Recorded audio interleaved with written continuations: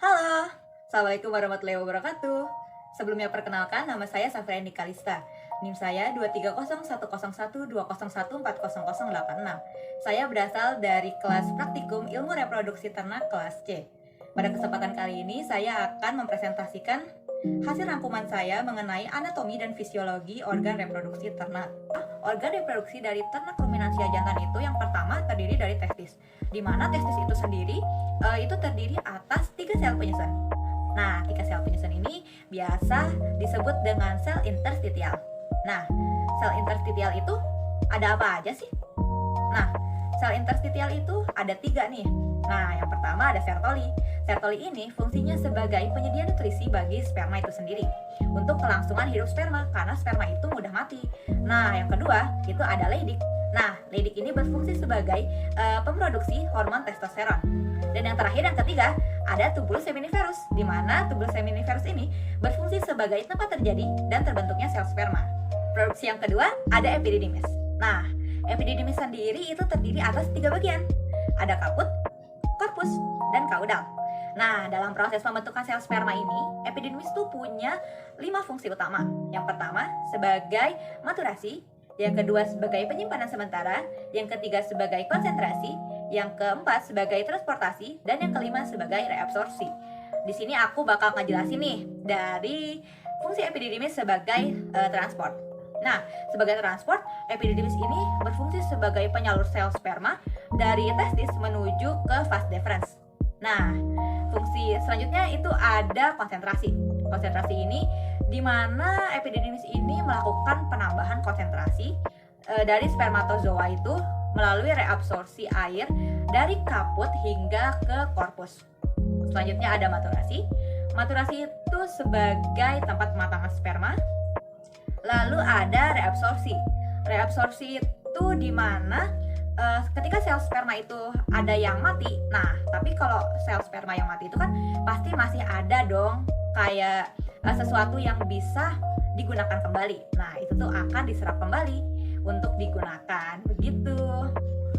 Lanjut, organ ketiga ada vas deferens. Nah, vas deferens ini berfungsi sebagai transportasi, di mana di dalam vas deferens ini terdapat otot. Nah, otot ini tuh bisa membantu proses transportasi dari epididymis menuju ke ampula dengan gerakan peristaltik. Nah, terus organ yang keempat tentunya ada ampula dong. Nah, ampula ini bisa disebut juga sebagai kelenjar aksesoris. Nah, ampula ini terbagi menjadi 3 organ. Yang pertama ada vesicula seminalis. Nah, vesicula seminalis ini punya bentuk yang berlobus, di mana vesicula seminalis ini berfungsi sebagai penghasil plasma untuk sperma. Dapat memberi warna juga berupa putih kekuningan karena ada kontaminasi dari riboflavin. Juga sebagai penghasil fruktosa sebagai sumber energi dan nutrisi bagi sperma itu sendiri. Yang kedua ada prostat. Prostat ini berfungsi sebagai pemberi aroma pada sperma. Lalu yang ketiga ada Cowper, di mana Cowper ini berfungsi untuk menghasilkan cairan buffer untuk membersihkan saluran reproduksi ternak jantan. Lalu organ yang terakhir ada penis, di mana penis ini berfungsi sebagai organ kopulasi untuk pendeposisian sperma ke dalam organ reproduksi ternak betina. Selanjutnya saya akan menjelaskan mengenai organ reproduksi ternak betina. Jadi pada ternak betina ini terdapat yang pertama ovarium. Ovarium ini berbentuk bulat dan terletak di dalam rongga perut. Terletak di sebelum oviduk dan berfungsi sebagai penghasil ovum. Lalu yang kedua ada oviduk. Oviduk ini berbentuk seperti saluran, terdiri atas 3 bagian yaitu infundibulum, isthmus, dan ampula. Terletak setelah ovarium dan sebelum uterus, di mana infundibulum ini berupa fimbriae yang berfungsi sebagai penangkap sel telur yang sudah diovulasikan oleh ovarium. Lalu setelah terjadi fertilisasi antara ovum dan sperma, itu akan menempel di uterus, tepatnya di bagian endometrium. Jadi uterus ini terbagi atas 3 penyusun, yaitu endometrium, myometrium, dan perimetrium. Nah, fungsinya ini apa sih? Fungsinya itu sebagai tempat berkembangnya fetus dan uterus. Lalu ada cervix. Cervix ini berbentuk seperti tubul tersusun atas otot splinter, dan jika diraba itu memiliki tekstur seperti cincin. Fungsinya dari cervix ini adalah sebagai penyeleksi sperma. Organ selanjutnya ada vagina, di mana vagina ini terletak setelah cervix, sebelum vulva, berbentuk seperti tabung dan fungsinya itu sebagai tempat pendeposisian semen. Lalu yang terakhir ada vulva. Vulva ini merupakan organ paling luar yang berfungsi sebagai organ kopulasi pada ternak betina. Bentuknya ini seperti lapisan, yaitu ada lapisan labia mayora dan labia minora. Baik, saya akan menjelaskan mengenai organ reproduksi pada unggas. Yang pertama ada unggas jantan. Unggas jantan, organ reproduksinya itu yang pertama ada testis. Testis ini merupakan organ terpenting. Memiliki dua fungsi utama, yaitu yang pertama sebagai penghasil sperma dan sebagai penghasil hormon. Lalu dua bagian utama testis itu, yang pertama ada tubula yang 80-90%-nya itu adalah tubulus seminiferus sebagai penghasil sperma dan sertoli. Lalu yang kedua ada sel interstitial yang terdiri dari sel-sel Leydig yang berfungsi sebagai penghasil hormon testosteron. Lalu yang organ kedua itu ada epididymis, di mana epididymis ini melekat pada testis dan fungsinya itu sebagai transportasi, konsentrasi, maturasi, dan penyimpanan. Lalu organ yang ketiga itu ada vas deferens, di mana vas deferens ini berfungsi sebagai alat transportasi. Dan organ yang keempat itu ada papila, di mana papila ini berfungsi sebagai organ kopulasi pada unggas jantan. Selanjutnya saya akan menjelaskan mengenai organ reproduksi ternak betina. Jadi organ reproduksi pada ternak betina ini yang pertama ada ovarium, yang merupakan bagian terpenting yang berfungsi sebagai penghasil sel telur dan hormon. Nah, ovarium ini terletak di daerah ginjal di antara rongga dada. Nah, ovarium ini terdiri atas dua lobus yang berfolikel. Lalu organ yang selanjutnya atau yang kedua itu ada oviduk, di mana oviduk ini terdiri atas tiga bagian. Yang pertama ada infundibulum sebagai penangkap sel telur yang telah diovulasikan, lalu magnum sebagai penghasil sel putih telur yang terjadi selama 2-3 jam, dan yang ketiga ada ismus, di mana ismus ini berfungsi untuk membentuk membran kulit telur selama 1,5 jam. Lalu organ yang ketiga itu ada uterus, di mana uterus ini berfungsi sebagai pembentuk cangkang telur dan terjadi selama 20 jam 45 menit. Lalu organ yang keempat ada vagina, di mana vagina ini merupakan saluran terusan dari uterus dan berfungsi sebagai organ kopulasi pada ternak unggas betina. Lalu organ yang kelima itu ada kloaka, di mana kloaka ini berfungsi sebagai saluran keluarnya telur. Perkenalkan, nama saya Joam Sitanggang dengan NIM 230110120140170. Di sini saya ingin mereview praktikum acara 2 mengenai gametogenesis dan uji kualitas semen. Gametogenesis adalah proses pembentukan sel gamet dari jantan dan betina. Adapun tujuan dari gametogenesis yaitu mengetahui bagaimana bentuk dari sel gamet jantan dan betina dan untuk mengetahui jawaban dari kasus yang akan ditemui. Proses gametogenesis di sini dibagi menjadi dua macam, yaitu pada ternak jantan disebut spermatogenesis dan pada ternak betina disebut oogenesis. Spermatogenesis di sini merupakan proses yang diregulasi oleh hormon reproduksi yaitu gonadotropin dan testosteron. Spermatogenesis terjadi pada tubulus seminiferus. Adapun proses spermatogenesis terdiri dari beberapa tahap, yaitu spermatogonium mengalami pembelahan mitosis berubah menjadi spermatosit primer. Spermatosit primer melakukan meiosis 1 yang menghasilkan 2 sel anak menjadi spermatosit sekunder. Lalu pembelahan meiosis 2 yang menghasilkan 4 sel anak menjadi spermatid dan berdiferensiasi menjadi sperma. Sedangkan oogenesis merupakan proses pembentukan dan pematangan sel telur betina. Oogenesis ini terjadi pada ovarium. Proses yang dilalui oogenesis terdiri dari beberapa tahap, yaitu oogonium mengalami pembelahan mitosis berubah menjadi oosit primer. Oosit primer melakukan pembelahan meiosis 1 yang menghasilkan 2 sel anak yang ukurannya tidak sama, ada yang menjadi badan polar dan menjadi oosit sekunder. Lalu oosit sekunder pembelahan meiosis 2 menjadi meiosit dan berdiferensiasi menjadi sel telur. Pada morfologi sel gamet jantan memiliki bagian-bagian, yaitu antara lain ada akrosom, sitoplasma, nukleus, sentriol, mitokondria, membran plasma, dan ekor. Sedangkan pada sel gamet betina memiliki bagian-bagian yaitu antara lain korona radiata, zona pellucida, membran vitelin, sitoplasma, dan nukleus. Uji kualitas semen. Uji kualitas semen merupakan pengujian atau pengamatan kualitas spermatozoa. Uji kualitas semen ini dibagi menjadi dua, yaitu uji mikroskopis dan uji makroskopis. Uji makroskopis adalah pengujian atau pengamatan yang dapat dilihat melalui panca indera yang meliputi volume, warna, konsistensi, pH, dan bau. Sedangkan uji makroskopis adalah pengujian atau pengamatan yang dapat dilihat menggunakan mikroskop yang meliputi motilitas, viabilitas, abnormalitas, dan konsentrasi spermatozoa. Assalamualaikum warahmatullahi wabarakatuh. Perkenalkan, nama saya Laksamana Zidane dengan NIM 2301101 20140139. Pada kesempatan kali ini saya akan membahas materi acara 3 praktikum ilmu reproduksi ternak, yaitu tentang seleksi ternak dan metode sinkronisasi birahi.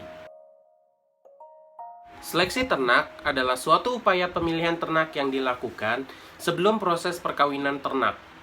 Seleksi ternak bertujuan untuk menghasilkan bibit unggul dalam rangka peningkatan produktivitas ternak. Upaya pemilihan ini didasarkan pada beberapa kriteria bagian-bagian tubuh ternak yang meliputi bagian wajah, yaitu mata dan mulut, bagian kaki, punggung, prototan, dan bagian penting seperti testis dan ambing. Pada seleksi ternak unggas jantan yang perlu diperhatikan adalah ternak berada dalam keadaan sehat dan tidak cacat, terdapat jengger tebal berwarna merah, paruh yang tidak bengkok, memiliki bulu yang mengkilap, terdapat jalu untuk memudahkan perkawinan, dan memiliki papila sebagai alat reproduksi. Sedangkan pada unggas betina yang perlu diperhatikan adalah unggas berada dalam keadaan sehat dan tidak cacat, paruhnya tidak patah, memiliki mating ability, dan tubuhnya kuat dan kompak. Pada seleksi ternak kambing jantan yang perlu diperhatikan adalah kambing yang tinggi, pinggul panjang dan besar, telinga yang panjang, lingkar dada yang lebar, dan testis yang seimbang. Sedangkan pada kambing betina yang perlu diperhatikan adalah memiliki skor BCS minimal 3, dada yang lebar, vulva yang lebar, dan wajahnya yang feminim. Pada ternak sapi jantan, karakteristik yang perlu untuk diperhatikan adalah memiliki skor BCS minimal 6, muka yang gagah, testis yang sama besar dan simetris, dan kakinya yang kokoh.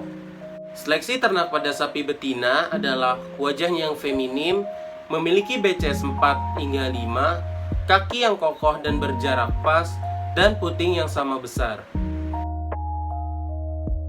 Sinkronisasi birahi dilakukan dengan tujuan ternak dapat bunting secara bersamaan dan mampu menghasilkan keturunan dengan kualitas yang baik dan dalam waktu yang bersamaan. Alat yang dibutuhkan dalam metode sinkronisasi birahi adalah yang pertama, pipa yang dipotong melintang 45 derajat dan dibuat tumpul. Yang kedua adalah pipa pendorong. Sedangkan bahan yang diperlukan dalam metode sinkronisasi birahi yang pertama adalah alkohol untuk mensterilkan alat, lubricating gel sebagai pelicin, betadine salep sebagai obat apabila terjadi luka pada bagian organ ternak, dan yang terakhir adalah spons yang diberi hormon progesteron untuk mendorong siklus birahi pada ternak.